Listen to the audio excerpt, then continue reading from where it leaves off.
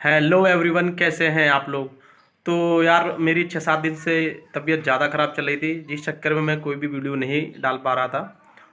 पर कोई ऐसी इन्फॉर्मेशन नहीं लगेगी कि मुझे लगा इम्पोर्टेंट है तो आपका काम ना चले। सारी इन्फॉर्मेशन मैं ऑलमोस्ट दे चुका था, पर इसके बावजूद भी काफ़ी लोग हैं जो कमेंट कर रहे हैं कि बीएड के फॉर्म कब निकलेंगे, पॉलिटेक्निक के कब निकलेंगे, बीटेक के कब निकलेंगे।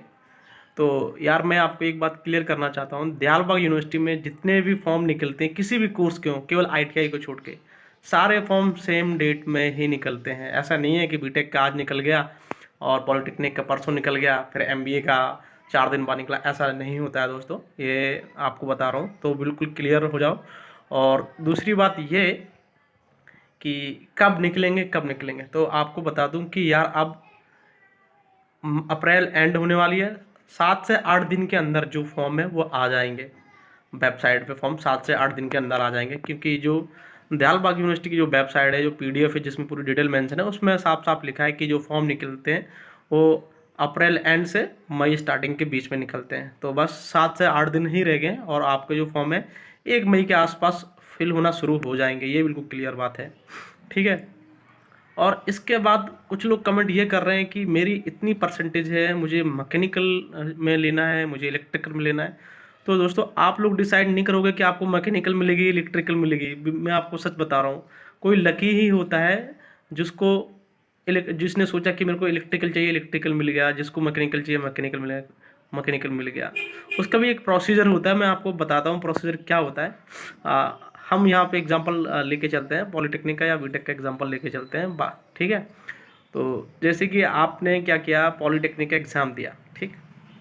पॉलिटेक्निक का आपने एग्ज़ाम दे दिया, और तो मैंने बताया था मेरिट कितनी चाहिए, 10th में कितने नंबर काउंट होते हैं, 12th में कितने नंबर काउंट होते हैं, और आपका जो इंटरव्यू वगैरह वो कितने नंबर काउंट होते हैं। सब कुछ आपने क्लियर कर दिया, आप पास हो गए, ठीक है, ओके। उसके बाद आपका लिस्ट में नाम आएगा, एक लिस्ट रिलीज होगी जिसमें आप लिखा होगा कि आप क्वालिफाइड हैं इंटरव्यू के लिए। इंटरव्यू के लिए दोस्तों क्वालिफाइड है, ना कि एडमिशन के लिए क्वालिफाइड है, ठीक है। आप टेस्ट क्वालिफाइड कर दो, इसके बाद इंटरव्यू के लिए क्वालिफाइड होंगे। तो उसके बाद जब आप इंटरव्यू क्वालिफाइड कर जाएंगे, निकल जाएंगे, तो फिर जो आपका नंबर आएगा काउंसलिंग की लिस्ट के लिए, यानी काउंसलिंग लिस्ट में आपका नंबर आएगा, ठीक है। तो जब आप काउंसलिंग वहाँ पे कराओगे, तो काउंसलिंग में आपके ब्रांच आपसे बोली जाएंगी आपको कौन कौन सी ब्रांच चाहिए। तो वहाँ में सीरीज बाई ब्रांच होगी, पहली मैकेनिकल, दूसरी इलेक्ट्रिकल, फिर ऑटोमोबाइल, सिविल, ऐसे ब्रांच होंगी, 6 ब्रांचेस होंगे। आपको वहाँ पे सेलेक्ट करना है कि आपको पहली ब्रांच कौन सी चाहिए। तो यहाँ पे ज़रूरी नहीं कि आपने जो सिलेक्ट किया वो ब्रांच आपको मिल जाए, क्योंकि आपके जितनी मेरिट है हो सकता है दूसरे बंदे ने ज़्यादा मेरिट ला दी हो, तो भाई उसने भी पहली ब्रांच सेलेक्ट करके भाई मेरे को मैकेनिकल चाहिए, तो मैकेनिकल किसको मिलेगी, उसको मैकेनिकल मिलेगी, आपको मैकेनिकल नहीं मिलेगी। तो इसीलिए आपको बोलता हूँ कि अभी से आप मेहनत पे लग जाओ, मेहनत पे लग जाओ, मेहनत पे लग जाओ, ताकि जब आप मेरिट गेन करो, मेरिट बनाओ, तो आपका नाम थोड़ा टॉप में हो, टॉप में ना हो तो कम से कम मिडिल में तो जो आप ऑप्शन सेलेक्ट करो उसमें से आपको कोर्स तो मिल जाए। मैं भी ऐसे गया था दोस्तों, मेरे को वोकेशनल ऑटो मिला था, मैं आपको सच बताऊं, मैंने भी ऑटोमोबाइल वगैरह सेलेक्ट किया था, वोकेशनल ऑटो मिला था। तो उसके बाद मेरा फिर कुछ दिनों बाद मेरिट अपडेट हुई तो मेन ऑटो मेरे को मिल गई थी, और मैंने मैकेनिकल के लिए सेलेक्ट किया था। तो ये गलतफहमी मत रहो कि भाई आपकी 90% है, 80% है और उसके बाद मेरे को ये ब्रांच मिल जाएगी, ऐसा नहीं है। आप इंटरव्यू जैसे निकालोगे उस पर डिपेंड करता है। मान लो किसी के 90% है, अब 90% है 10th में, और 12th में भी 90% है। अब उसने जो एग्ज़ाम ज़्यादा निकाल ही नहीं पाया, उसने एग्ज़ाम में इतने नंबर लाए हैं बिल्कुल पास होने के लिए। तो अब यहाँ पे ये मेरिट तो होगी बराबर दोस्तों, क्योंकि अगर एग्ज़ाम में मान लो नंबर कम से कम 70-80 नंबर ला देता वो बंदा, और 10 के और ऐड होते, 12 के ऐड होते, फिर उसके बाद आपके इंटरव्यू के ऐड होते, तो टॉप पे जाता। लेकिन उसने नंबर इतने ही लाए एग्जाम में कि सिर्फ क्वालिफाई हो गया।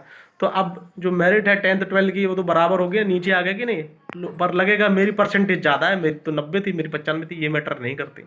तो ये कॉन्सेप्ट बिल्कुल क्लियर कर लो दोस्तों। और मैं अब बता दिया कि फॉर्म बस 8 से 9 दिन के अंदर फॉर्म आ गए हैं। फॉर्म को भाई फिल करना है, आपको किसी के पास जाना नहीं है, बस चैनल से जुड़ा रहें, चैनल को सब्सक्राइब करके रखें।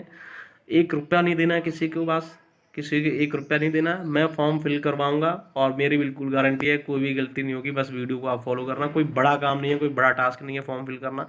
बच्चों जैसे फॉर्म है, जैसे कोई भी आप गूगल फॉर्म वगैरह फिल करते हो वैसे ही फॉर्म है, कोई ज़्यादा बड़ा फॉर्म नहीं है।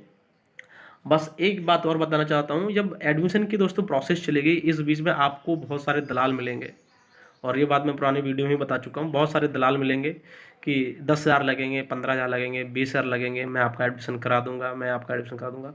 बिल्कुल भी मत आना, क्योंकि उनके हाथ में बिल्कुल नहीं है, दयालबाग में ऐसा कुछ भी नहीं चलता है। वो ऐसे बंदे को ही टारगेट करते हैं जिनकी परसेंटेज ऊपर हो, हाई हो, और उनको पता है कि इनका हो ही जाना है, इस चक्कर में वो उनसे पैसे लेते हैं, और उनका कहीं हो जाता तो बोल देते हैं कि हमने कराया, और थोड़ी बहुत बीच में एक्टिविटी करा देते हैं चीटिंग वीटिंग की। चीटिंग क्या, आप एग्जाम देने जा रहे हो, अपने फ़ोन में एनीडेक्स डाउनलोड करवा देंगे, तुम्हारे में करवा देंगे, बाद में पकड़े जाओगे, तुम्हारी मार्कशीट जमा हो जाएगी वहाँ पे। ऐसा मैंने देखा है, लास्ट ईयर ही देखा है, मेरे रूम पे बैठ के करवा रहा था और फिर पकड़ा गया, वो फिर मार्कशीट वगैरह जमा हुई और कॉलेज से ब्लैक लिस्टेड कर दिया गया। ठीक है, ऐसी गलती बिल्कुल भी मत करना।